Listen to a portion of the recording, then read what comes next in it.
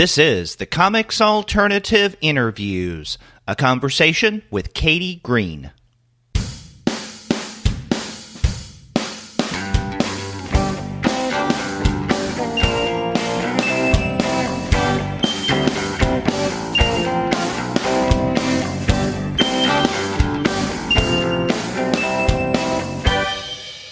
Hello and welcome to another episode of the Comics Alternative Interviews. I'm Derek.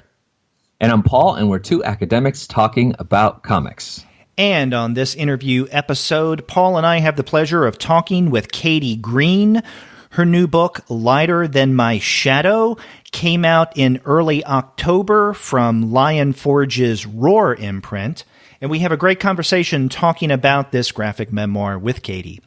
But before we get to that conversation, we want to let all of you know that this episode of the Comics Alternative Interviews is brought to you by the great folks at Discount Comic Book Service. Go to their website, dcbservice.com, for all of your comics pre-ordering needs. There, you're going to find all DC, Marvel, Image, and Dark Horse titles at 40% off of the cover price if you pre-order. For all of the other publishers, you'll find that those discounts will be anywhere from 20 to 35% off of the cover price, and every single month you're going to find some unbelievable specials. Sometimes those specials could be as much as 45% off of the cover price, sometimes 50% off of the cover, but you can often find discounts that go higher than that. Many of those impressive discounts can be found when you check out the bundles that DCBS features every month, and coming up in November, you will probably be able to find, we're not there yet, but you will probably be able to find some awesome bundles where at deep discounts you can find bundles of DC, Marvel, other publishers' books and different lines from those publishers, and it's a fantastic way to take advantage of DCB Services' awesome discounts. You can also find Lighter Than My Shadow, the graphic novel that we have the honor of talking with Katie Green about, there at DCBS. Currently it's there at 30% off from Lion Forge, and that's awesome. So check out all those discounts and bundles at dcbservice.com. That's right. Every single month they have great discounts on bundled and single issue comics. But more importantly, given what we discuss on this interview episode, definitely get Katie Green's Lighter Than My Shadow for 30% off at Discount Comic Book Service. That's dcbservice.com. Go there for all of your comics pre-ordering needs. And after you do get your titles there, please be sure to send them an email and tell them that the two guys with PhDs sent you. Yes, please let them know. Well, Paul, this was a fun interview. I'm glad we got to talk with Katie because she enlightened us about, I guess, the genesis of Lighter Than My Shadow, some of the process that went into it, things we didn't know when you and I discussed this on a regular review show about 3 weeks ago.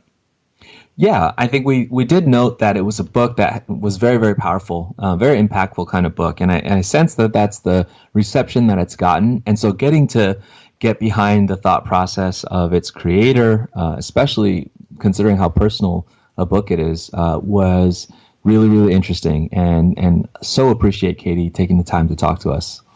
Yeah, that's right. And it struck me toward the end of our conversation with Katie that one of the things we didn't ask her that we usually ask creators when we have them on the show and they have a new work is to briefly describe what that work is about.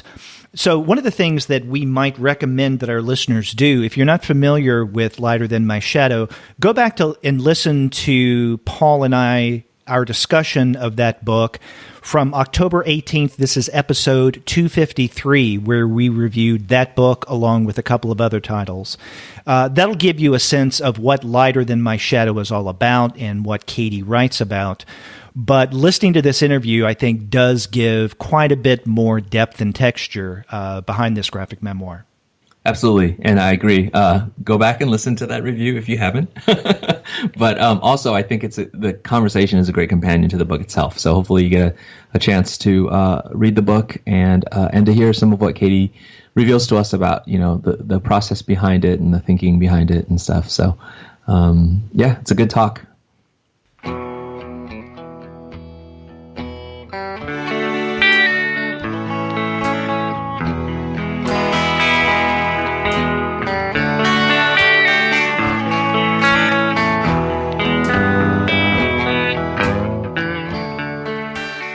We're very pleased to have on the Comics Alternative Katie Green. Her new book, Lighter Than My Shadow, came out in early October from Lion Forge. Katie, welcome to the show. Thank you for having me. Thanks for being on, Katie. This is Paul, and I just want to start off by conveying to you how powerful your book was for me to read, and I've heard the same from others who've read it. It's deeply personal, which is really part of its power. Am I right that this is your first full-length graphic novel? It is my first graphic novel of any length at all. I've not even done comics before, so. That's astounding in itself. I wonder if you could maybe start off with your journey to, this being your first graphic novel. How did you wind up emerging so fully formed? Well, it's a weird question actually, because it wasn't going to be a comic to begin with. I was that kid, that teenager who thought that they were too cool for comics. Comics are for people who can't read proper books. And so I'd never read a comic. I kind of did the thing where you go through school and you read books with pictures, and then you think you're grown up because you can read books that don't have pictures. Yeah. And I didn't even know that graphic novels existed. And I went through, obviously, this horrific experience, which the book documents. Right. And I always had this feeling that I wanted to write about it, but I always imagined it being prose for years and years, until I was in the children's section of a bookshop and I picked up The Red Tree by Sean Tan, which I don't know if you've come across. Oh, yeah.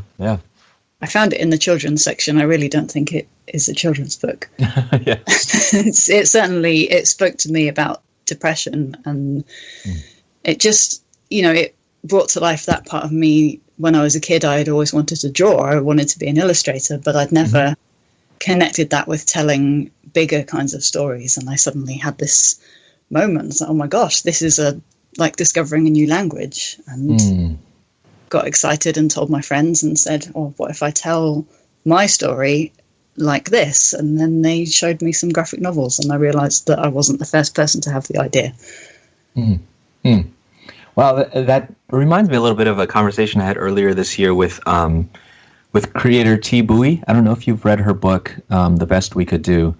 It's sort of about her family. I've seen it. I haven't read it yet, but it's beautiful. Yeah, it absolutely is. And she similarly had wanted to tell her family's story, but it was actually how apt a graphic novel was as a medium for telling that story that made her decide ultimately to, utilize the artistic talents that she had toward that. And it sounds like it's something similar to you. Was there something about comics as a medium that it seemed to afford something in terms of your specific story and what you wanted to say about it? Yeah, definitely. And I don't think I realized until after the fact what that was, but the more I've kind of talked about it and thought about it, I think it's the fact that you can use visual metaphor, particularly when you're describing the experience of mental illness, which is, for the most part, invisible to other people. Right. That comics gives you a way of visualizing that and making your feelings real, not just like in using words to explain to someone how you feel, but you can show them, is something that no other medium can do, I think. Yeah.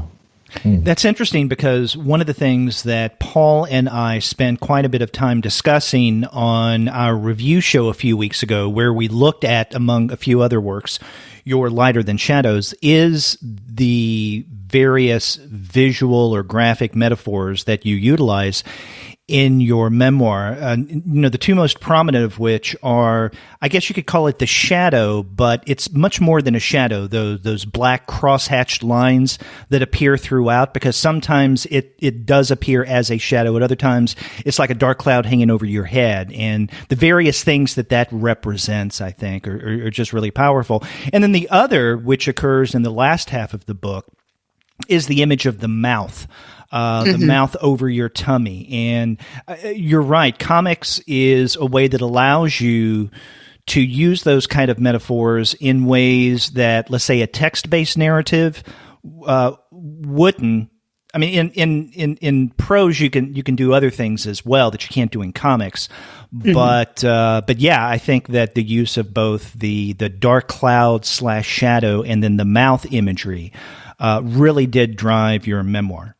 Yeah, I think it's really effective and affecting. And I think it's really powerful how you use the medium. I wonder about those kind of symbols, whether those were things that came in early in your process, and they're sort of used really well throughout, or was it that as you began to draw scenes, for instance, of your life, that those symbols came to take the prominence that they did as you were telling the story?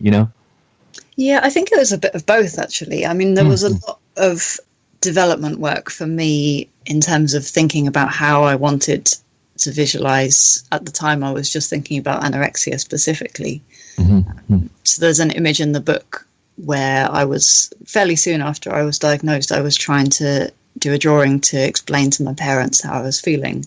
And I visualized the illness as a literal monster, and it was green and scaly, and it was a character in itself. And when I came back to the idea of writing the book and trying to visualize what my experience was, that was my point of departure, I guess. And I did a lot of sketching and mixed media work and tried all different kinds of things before I hit on what became the shadow. And then it kind of took on this organic thing of its own. So I was working through the story, and the idea of the mouth didn't come until I was sitting down and drawing that page. And I was like, oh yeah, I can do this with it as well. So it took on a life of its own. Now, in the book, there are sections where you're apprehensive about telling your family and friends about your condition, but you nonetheless force yourself to go through this. And so I'm curious that if in the writing of this book, where you had to revisit those memories in a very immediate and detailed way, was that uncomfortable for you at times, or maybe on the other hand, therapeutic? It was extremely uncomfortable and challenging, particularly the parts of the book that dealt with the abuse, which were much kind of closer to me in time, so they were much more raw. It was pretty horrible drawing those experiences, and I had to be really careful how I planned the work on the book, so I didn't start at page 1 and work my way through to page 500 and whatever it was. I chunked it out into bits that I thought were going to be really difficult and bits that I knew would be comparatively relaxing. I don't think there were any bits of it that were easy, but so I knew I was having a week of drawing really dark stuff, and then I could go back and draw a week of childhood that would be a bit easier. I also, some of the pages were so rough to draw that I couldn't bear to look at the panels I'd drawn, so I'd have a piece of masking tape and cover up what I'd drawn so I didn't have to look at it while I was working on the rest of the page. Yeah, I mean, in the story itself, you address how, part of working the recovery is the need to retell that story and confront it with a lot of raw honesty. And it's a very vulnerable thing, and yet, makes for very powerful art. I wondered if you had any hesitations as you were drawing in terms of thinking, about whether that vulnerability in public and whether that was something that you thought maybe ought to fictionalize this rather than autobiography, or, I guess there's a barrenness in the work that, like I keep saying, is exactly part of its power, but I imagine that there's a lot of hesitation that comes with that. Yeah, I mean, I think I mostly dealt with it by not really thinking about it. Just, I had this impulse that this is something I need to do. And the reality of other people reading it didn't hit me until after it was out in the world. And I think if it had hit me before, it never would have come out into the world. So it's good that I didn't think about it. Yeah. Because it is weird. It's really weird. I've got bizarre experiences now, especially it's been out several years in the UK, that I'm now encountering people who have read it before they meet me. And, not people that I meet in the context of the book, but people who I meet through work or who are becoming my friends for other reasons. And then they go, oh, yeah, I've read that book. And, oh, dear, that's a bit weird. Because it's not the kind of thing that you impart the first time that you meet someone. Right, right. Yeah. It's obviously it's a huge part of who I am, but I tend to only tell my closest friends and anyone who wants to walk into a bookshop and buy it. It's weird. Yeah.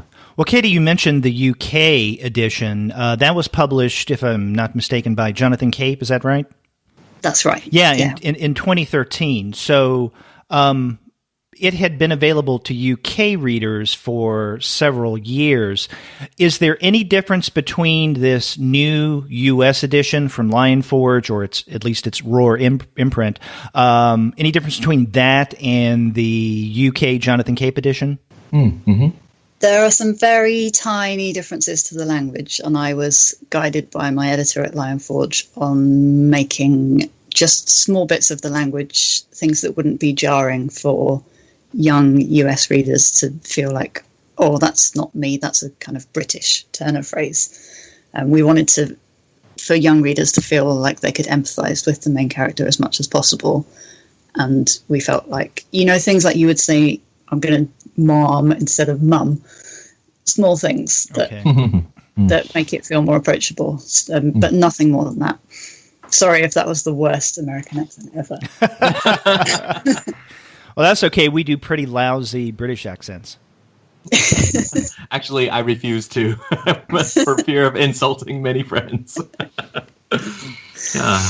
Now, you mentioned that you were working with your Lion Forge editor with younger readers in mind. And this is a question that I find, or an issue, I guess, that I find fascinating with a lot of graphic novels, especially memoirs, is that many times publishers will specifically, or at least partially, market to younger readers. Yet when I read the text, I would not necessarily think of this being a text for younger readers. Maybe, if anything, an all-age text.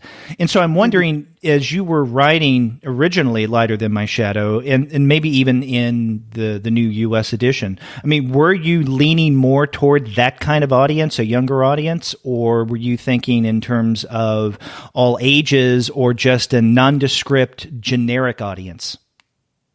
I mean, I guess if I was ever thinking about an audience at all, I was only thinking that this was the book I wish had existed when I was struggling. So I was thinking of myself at 14, 15, 16. Yeah. So to that extent, yes, I guess I had younger readers in mind. But I don't think that means that it's not for older readers. I'm really happy that Lion Forge are promoting it to younger readers, because I think it is an important story for young people to read. And, I really feel like if I had something that I'd read that gave me a better understanding of what abuse could be and could look like, not that it wouldn't have happened, but that I might have been more aware and more able to get myself out of the situation. It was my naivety was a huge part of why it happened. So anything I can do to talk about that and help other people be more aware is a good thing. Yeah. I mean, one of the ways I come to reading this, Katie, and I'm a high school teacher. I teach adolescents, and I think all the time about the role of literature on their development. And so whether it's being able to reconcile your own experience or gaining empathy, that's one of the ways I thought your text was incredibly powerful. I could imagine using it in the classroom and using it as a powerful way for students to engage with some really tough questions and subjects that they nonetheless need to, in our time. Yeah. Thank you. So I'm sure when the original Jonathan Cape edition came out, you did things to publicize the book, maybe, if not book tours, then do readings locally. Have you been doing anything with the American release? I was lucky enough to come over to New York to go to Book Expo, and I'm going to forget what month it was. I think it was May. That's bad that I can't remember, isn't it? And I've been doing a lot of things like this, interviews with people online. We're lucky that the internet means that distance doesn't really matter, which is great. I feel really connected to everything that's going on, even though I'm far away. Well, from your, I guess, publicity outings, whether they be physical, like you coming to New York, or virtual, like what we're doing, right, talking via Skype, from the best that you can determine, what has been the reaction to Lighter Than My Shadow from U.S. readers? I think it's a bit too early to say. I mean, I've read lots of really nice reviews, but the people that I really like hearing from are readers who've connected to it on a personal level. And I've had one or two of those emails from US readers, but not many yet. I think it takes people a lot of time to pluck up the courage to send an email like that. But when they do, it's always incredibly humbling and moving that someone feels like... And I hear from a lot of people who say that I've expressed something that they weren't able to express themselves, and I really love hearing that. I know that the organization Graphic Medicine has, really done some publicity for you, or at least highlighted the book. I guess especially the 2013 edition. And it strikes me that what you write about in Lighter Than My Shadow is right up their alley, because, I mean, you're dealing with medical issues.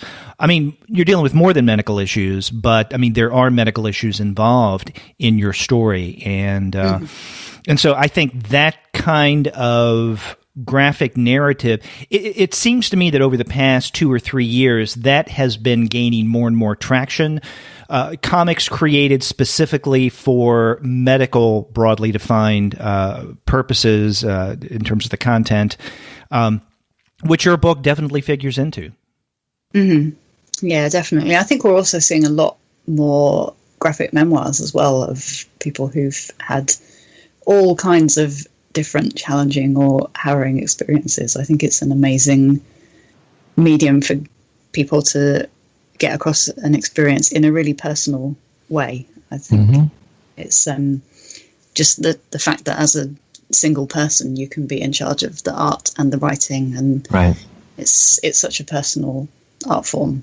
I think it's a really great format for telling those kind of stories. Yeah, I mean, you have, so many books have come out over the past several years. Ellen Forney's Marbles, even Nate Powell's Swallow Me Whole, David Kay's Epileptic, Jennifer Hayden's Story of My Tits. There are just so many books that span, David Small's Stitches. There's just so many books that deal with not only physical challenges, but also emotional and psychological challenges. I mean, it could be an entirely different genre from memoir, because there's so many works that have come out recently that deal with medical issues. Yeah, definitely. Yeah, I think one of the powerful ways that you use the medium is that you're able to depict both a sense of the physical reality of bodies, but also the subjective imagination and perception, self-perception and others' perception through your eyes, that I think are really important aspects of disordered eating in particular. And I thought you employed those just so powerfully as, part of the emotional resonance of the book. Yeah, it was something really I spent a lot of time thinking and worrying about whether it was okay for me to show my body as it was, because we hear a lot of talk about kind of thinspiration and pro-anorexia images. A lot of people find seeing images of bodies like that triggering or troubling, and I did give myself a bit of a hard time about whether it was okay to show that. And eventually I decided that in the context in which I was presenting it, it was okay. At no point am I telling people that I was feeling good when it was like that. Not in any way that was real, Yeah. Sense. Yeah. I mean, and part of it is that you're not being defined by single images, but rather sequences that are part of a bigger narrative, which, it includes all sorts of ups and downs. And I think all of that is very humanizing and important. Yeah. I guess one of the things that another aspect of the book that we talked a little bit about when we reviewed it is the extent to which this can be thought of, and this is my cue from Derek, the literature professor, thought of as a Künstlerroman, or an artist's coming of age story, an artist becoming story, because a part of the narrative is you emerging as an artist through all of this. And I wondered if there were other kinds of artists' biographies that were sources of inspiration to you, or stories or models of other people sort of figuring a lot of this stuff out through art that you drew on as inspiration. Oh, I'm going to do a blank now. There's probably loads, but I can't think of any. Really embarrassing. Sorry. Not at all. I mean, it seems the role of art in your story of your life comes at such a point that it's another moving part of the story that one feels like it must indeed feel like such a relief to find expression, to find voice in your work of creation. I think it's a lovely part of the story. Thank you. Yeah. And this is especially noticeable in the last half of the book, because as your memoir builds, it seems by the time you get toward let's say the last third especially, that when you were younger, you just kept suffering these series of traumas or misfortunes, right? To where, at first it seems to be obsessive compulsive behavior, which leads to anorexia, and then eating problems, and then being sexually abused. And so all of these things kind of build. But then in the last part of the book, there are a variety of sections where you draw yourself illustrating, and those could be either actual moments when you sat down to draw, or it seems that in some of the cases, fantasy moments, right, where you kind of imagine yourself drawing as a way of dealing with the trauma and trying to make sense of it and trying to come to terms with it. And that's one of the things that Paul and I discussed when we reviewed this book a few weeks ago, is the role of art in, if not your recovery, then in your abilities to attempt to deal with the problems. And so I think that's why I introduced the term Künstlerroman. I mean, it's not anything like a portrait of the artist as a young man in focusing only on the artist and how that individual became an artist. But I think especially in the last half or the last third of the book, there seems to be much more of an emphasis on your growth and coming into being an artist. Did you feel that as you were writing the memoir? Yeah, definitely. And I think also for me, the idea of being an artist was also kind of a metaphor for taking control of my life and saying, actually, I have choices about things and I can create what's going to happen next, realizing that I don't, these horrible things have happened to me. They're not my fault, but I have choices about what happens next. So it was, that was part of it as well. But, just the idea of creating the book specifically, but of, embracing my creativity as part of who I am is what kept me going. Not the process of recovery and the process of making the book, because that was a project of its own. It was definitely it was a bigger journey that I didn't quite anticipate before I started. Yeah. That's inspiring to hear as a person who watches young people turn to art again and again as a source of empowerment and agency. It does make me think, as you brought up choices, we talked prior to recording, we starting to record, about your friend Katrina Chapman. And she and I talked a little bit about her process. She's creating an autobiographical graphic novel, as I'm sure you know. And and it's hard to choose.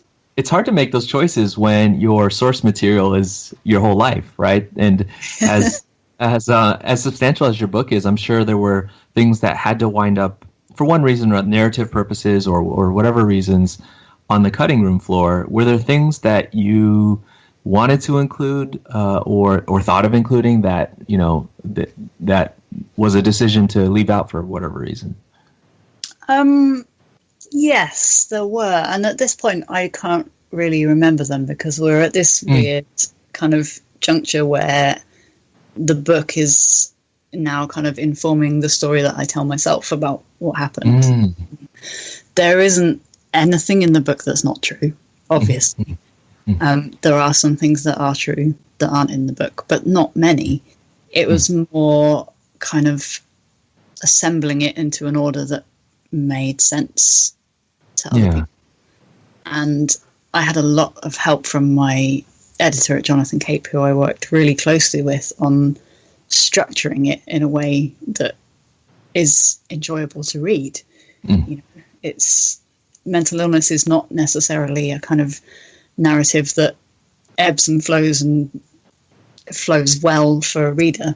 I was lucky in a sense that my story did have some of that structure, but I got a lot of help in one of my favorite stories to tell is when he told me that I had too many suicidal moments and I had to just pick one.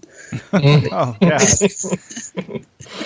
But, you know, those are the kind of conversations that we had. And there are, you know, it was just a process of editing and me saying, well, okay, it probably comes across in the story that this particular moment of being suicidal was not a moment.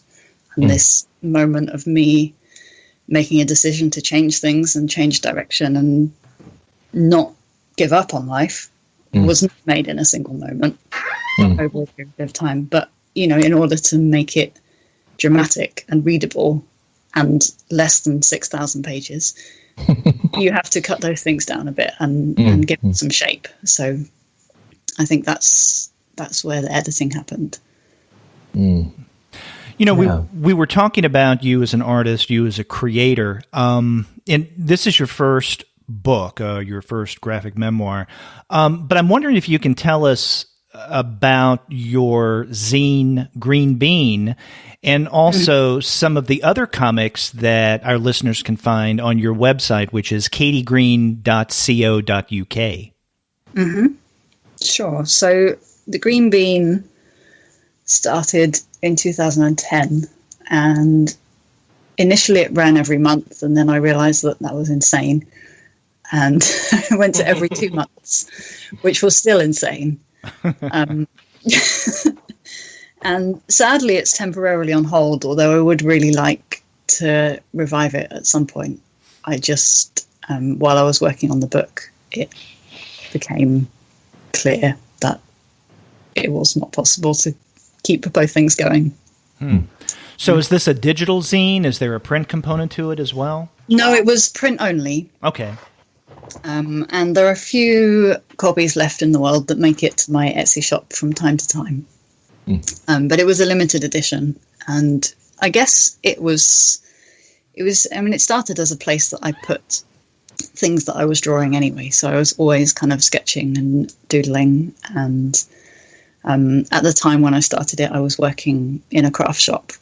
So I was designing a lot of sewing and craft type projects. So I would put patterns for them into the zine as well. It had little comics about things that I was doing, places that I was traveling to, much like Cat Zine, actually, by Katrina. A similar kind of creation. Yeah. I think one of your stories in there, if I'm not mistaken, is Knitting Saved My Life. Oh, that's actually, that's a comic that I was commissioned to do for Pom Pom Quarterly, which is a knitting magazine that I work from time to time. But yes, I did do a little comic called Knitting Saved My Life. And you also did the art for Tim Malnick's The Crystal Mirror and other stories, correct? I did, yes. Yeah, that happened straight after I finished Lighter Than My Shadow. So I had a fairly intensive 6 months working on that, but it was really nice to do something completely different. So it's a collection of 5 short stories that are for children, but not really for children. And they're all kind of weird and quirky and take place in this, I want to say it's a fantasy world. There's monsters and princes and princesses and all that kind of thing. It was really fun. The illustrations were in full colour, so that was nice after Lighter Than My Shadow. And yeah, just to work on something completely different. It's really lovely. Did the illustrative work with the Crystal Mirror come as a result of Lighter Than My Shadow, or was this something that, you were probably going to be asked to do regardless?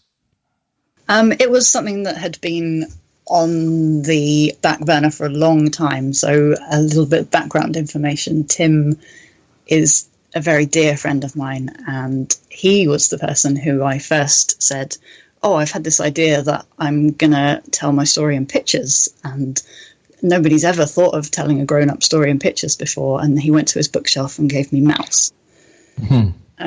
So he's sort of responsible for Lighter Than My Shadow in that way as well. But in that time when I was just starting to talk about making art again, he pulled out these stories from the drawer in his desk and said, well, I wrote these, and I wondered if you might want to illustrate them at some point. So they were kind of in the background, and the opportunity just came up after Lighter Than My Shadow was done to make them happen.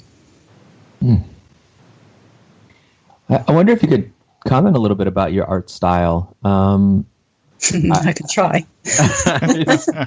It's really, I think it's really perfect for this story. In the case of Lighter Than My Shadow, it's welcoming, and yet, very, very kind of, there's an immediacy to it. So how did you sort of figure out how you would draw characters and the sort of sequential storytelling? Can you talk a little bit about how you formed the style that's so distinct in here? I could, yeah, like I say, I can try. It feels like it was just how it happened.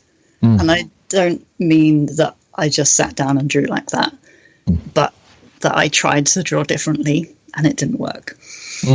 So I got quite a lot of grief at art college for my work being too cute, and I was always challenged to do things that were less cute.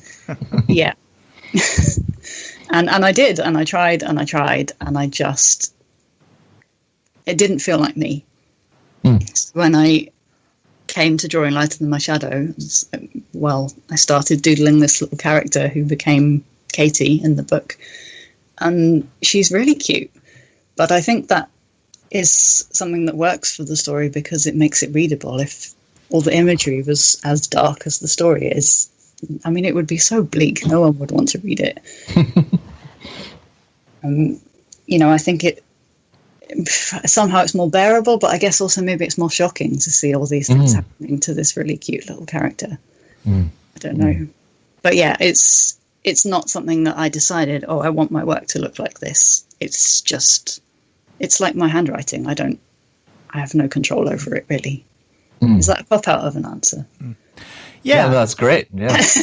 and in fact, what you said, I don't think that we brought this up in our review, Paul. Correct me if I'm wrong, but hearing Katie, what you just said, this strange juxtaposition between, let's say, the cute art and the traumatic events that occur.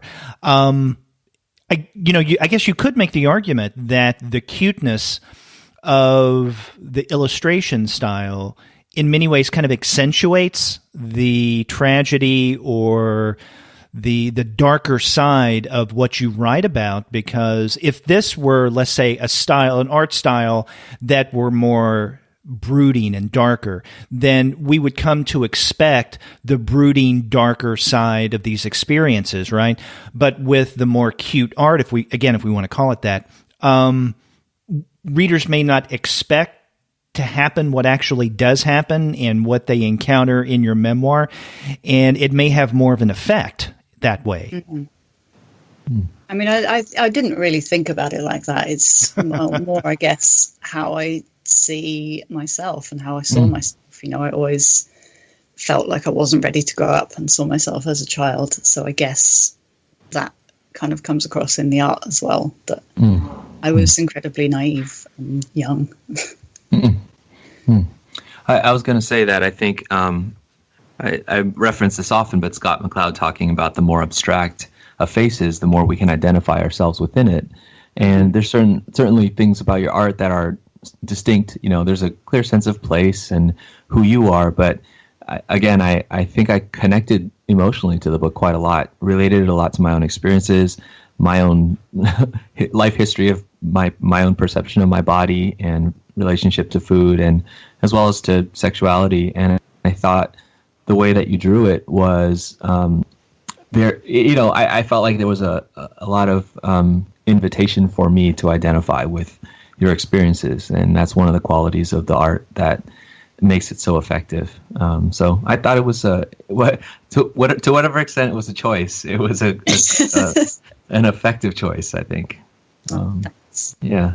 I'm curious too, though. What drew me to the book is I saw it on the shelf at my local comic shop, actually, and it had a certain heft and a production quality that I thought was really attractive. And so I wondered if you had much say in the decision about size, paper quality, all those sorts of things in terms of both the Jonathan Cape production and what I assume is to be a fairly similar production from Lionforge here in the U.S. Yeah, it's very similar. I mean, you might not believe this, but it's actually thinner than the British edition by about a quarter.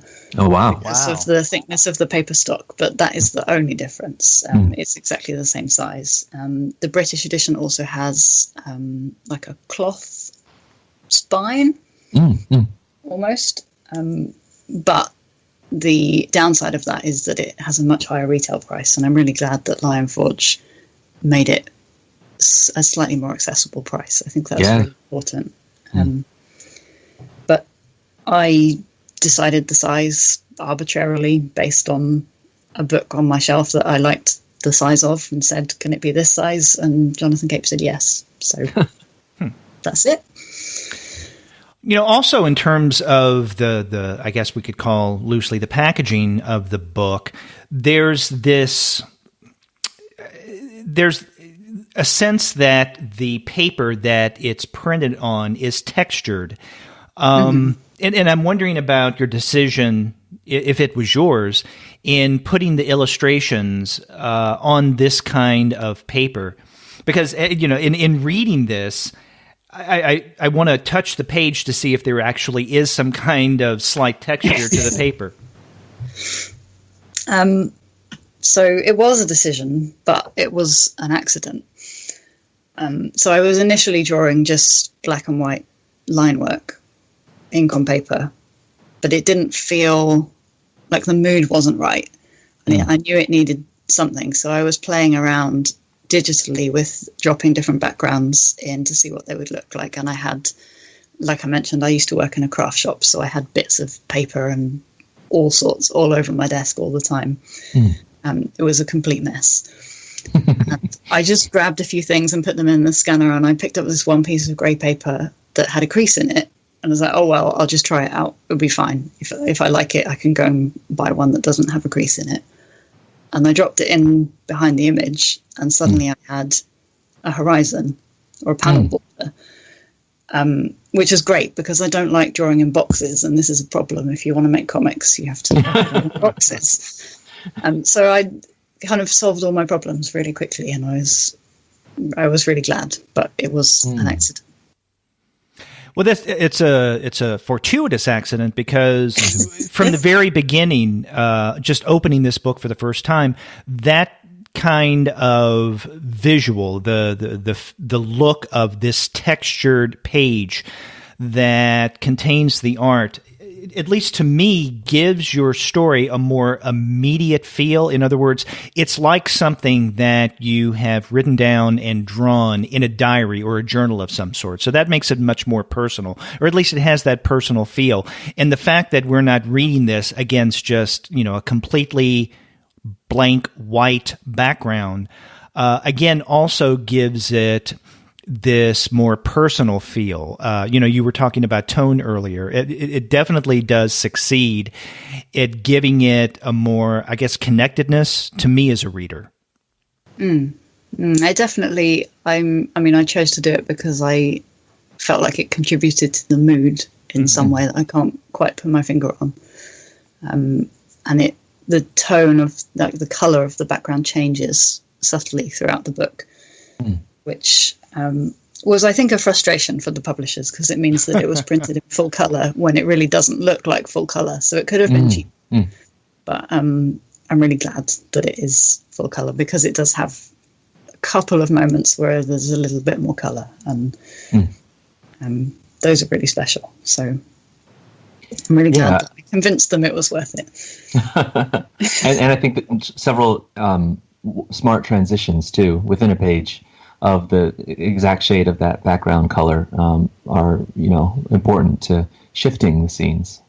Yeah, pretty much the narrative is A, B, C. We start at one end of the story and we go in a line, but there's a couple of instances where it shifts forwards and backwards in time, and also the tone of the background gave me the means of distinguishing that as well, because I really didn't want to have any unnecessary dialogue in the story at all. I think you probably noticed that words are very sparing. I didn't want to have to put things like 5 years earlier or, things like that. So solving that problem visually was really important to me. Yeah. Yeah. Well, at least one other dimension of reading this book for me was, certainly I thought about it in regards to my own experiences, my own life and struggles. But another way that the book made me think a lot was to think a lot about how my wife and I talk to and parent our daughter, who is 6. She's 6, but she's growing up in this world. And so how we talk about food and so on, and her body, it gave me a lot of really good and needed pause to read your book. I love the depiction of your family. They seem loving and supportive, and yet, imperfect as we all are. I wonder if you could say something about how it's been for them to see the work do well, and just even for them to see themselves drawn into your story. Or if I could just piggyback on that, and not just family members, but also people that you've been associated with, friends and others. So first of all, thank you for saying how you perceived my family coming across. That's a huge relief to me, because I really, worried about the honesty with which I portrayed them, because obviously it was a hugely traumatic experience for them as well. And they have their own story relating to this experience, which I couldn't tell. But so in truth, I don't know how they feel about the book. They obviously know that it exists, and they've been incredibly supportive in that they didn't stop me from trying to do it, and they've been there every step of the way and are really proud. But we have not had a conversation about the content of the book. I don't know if they've read it or not. And just in the same way as they've respected me creating the book, I have to respect them not wanting to talk about it. And we just don't go there. We're incredibly close, and I love them to bits, and I don't know what they think, and it's probably always going to be like that. And I've had precious few conversations with friends as well, characters in the story. I don't know how they feel about it. It is such a weird thing. And I guess something that's worth mentioning as well is a couple of people commented that in the later part of the book, my family seemed to not really be there. And it wasn't because they weren't there. It was because I could at that point tell the story without putting them in it. And I didn't want to put them in it more than they had to be. And I couldn't tell the story of being a child at home without them being there because it would have made no sense.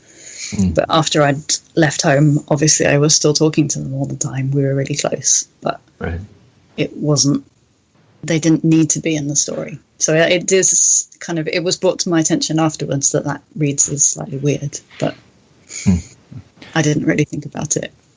We were talking earlier about the promotion of your book, and one of the things that struck me when I visited the book's website, which is lighterthanmyshadow.com, is the book trailer, the video that you have up. And, you know, not all graphic novels or graphic memoirs, comics in general, come with trailers. And I'm wondering if you can tell us a bit about this trailer. Is this something that you created? Is something that you had created, or maybe the publisher worked with you on this? No, Lionforge created it, and I'm really sorry I forget the name of the guy who did it, but it was a surprise, and I'm absolutely in love with it. I really, when the book first came out in the UK, I really wanted a trailer. So it's something that you won't know is that I have a bit of a background in animation. So I briefly entertained the idea of doing one myself, but it just was never going to happen. So I was over the moon when I saw that Lionforge had made this for me, essentially. And I'm thrilled with it. I love it. Well, did they do it on their own, or did they ask you, you know, hey, Katie, no, I had no idea. Really? Wow. I had absolutely no idea. Well, we'll definitely put up the video in the show notes. So our listeners, I mean, they can go to lighterthanmyshadow.com. In fact, we encourage readers to do that, or listeners to do that. But they can also find it in the show notes of this interview. Thank you. It's a really beautiful video. I really love it. I think it gives a great picture of what the book is. And I think that's really useful because this is the kind of book that you do want to give to friends and people you care about. And having a trailer like that helps to give a sense of what it is. Yeah, it's good for people to have some expectation of what they're getting into. Yeah. I think. Well, Katie, can you tell us anything about what you may be working on now, either in terms of comics or otherwise, now that the U.S. edition of Lighter Than My Shadow has hit the stands? Can I confess that this is my least favorite question? Oh, okay. Okay. You don't have to answer it. No, I can answer it so long as you know that up front. We promise no judgments. I have struggled a lot with my creativity since Lighter Than My Shadow came out. I felt a huge amount of pressure to make the next thing. As one of my friends ever so tactfully put it, what nervous breakdown are you going to have next, Katie, to write the next book about? And I don't think anyone wants to read any more about my mental health just yet, and I certainly don't want to write any more about it. But I have been struggling to get back to my creative work. I do a bit here and there, but I'm really... What Lighter Than My Shadow taught me was that I was approaching creativity in a way that was frighteningly similar to having an eating disorder. So the way that I got myself through 18 months of drawing 12 hours a day, 6 days a week, was having a planner on the wall and a regime that was a little bit like a meal plan. And I would suffer terrible anxiety if I didn't meet these deadlines that I'd set for myself and these targets. And I realized that I'd got into a cycle that was a bit frightening and a bit familiar. So since then, I've been working on trying to change that and still be creative. And I'm still working on it. So I hope at some point there will be another book. There's no shortage of ideas, but at this point, I'm not well enough yet. Well, as somebody who struggles not only creatively and with my own writing deadlines, but also with, with genuinely being in a recovery programs myself and dealing with things. Thank you for your courage in this book, and I'm with you in that struggle.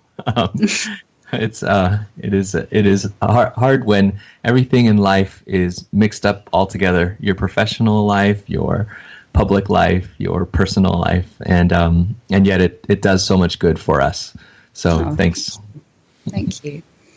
Yeah, and Katie, we do want to thank you again for coming on the Comics Alternative. I'll mention again, and we'll put this in the show notes, that people can find out more about your new book, Lighter Than My Shadow, by going to its website, lighterthanmyshadow.com. They can find out more about you and the various works that you've done by going to katiegreen.co.uk. And again, I'll put those in the show notes. Thank you so much. Mm-hmm. And we appreciate you coming on the Comics Alternative, and we're both fairly certain that this book is going to make a big splash over the next year in terms of various comics awards. Yeah. So good luck with that, and bask in the attention that the book gets. Thank you. I'm trying. It's awfully uncomfortable, but I'm trying. It was a real privilege to talk to you, Katie. Thank you so much for coming on. Thanks. Oh, it was a pleasure to meet you both. Thanks for having me.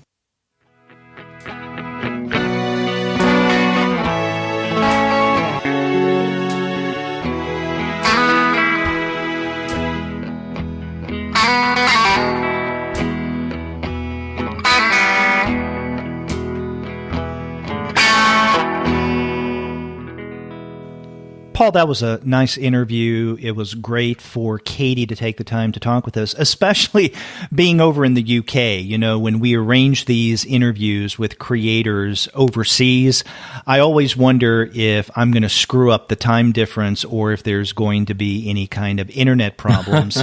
But no, I think everything went without a hitch.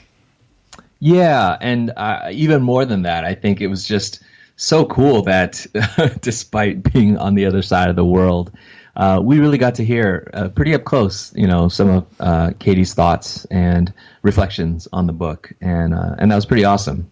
Mm-hmm. Yes, exactly. Yeah. We should thank the great folks at Lion Forge for helping to set this up, but especially thank Katie for taking the time and talking with us. Yeah, it was a great chat. Mm-hmm. And if you want to find great comics like those that Katie Green creates, then definitely check out the website of our sponsor, which is Discount Comic Book Service. Go to dcbservice.com, and there you're going to find a whole slew of titles at great discounts, including Lighter Than My Shadow, which, as Paul mentioned at the top of the show, you can find at DCB Service for 30% off. That's dcbservice.com. And after you do get her memoir there, get in touch with us and let us know what you thought about our conversation with Katie Green. If you go to our website, comicsalternative.com, you'll find that you can leave us a voice message online via SpeakPipe. Or you can call us the old-fashioned way by picking up the phone and dialing 415-3-COMICS. That's 415-326-6427. You can also let us know about your thoughts about the podcast by contacting us through email. We are at two guys, TWOGUYS, at comicsalternative.com. You can reach out to Derek individually at derek@comicsalternative.com. I'm Paul at comicsalternative.com, and we hope to hear from you. That's right. But you can also contact us over social media. We have accounts on Twitter, Facebook, Tumblr, Instagram, Google+, Goodreads, Pinterest, and YouTube. You can subscribe to the podcast through iTunes. You can stream us on Stitcher. You can also find us on TuneIn, on Spotify, on iHeartRadio, and on Google Play Music. But you can find every single one of our podcast episodes, as well as the reviews and comics-related commentary that we post on our blog, simply by going to our website, comicsalternative.com. That's right. And until next time, I'm Paul. And I'm Derek. Toodaloo.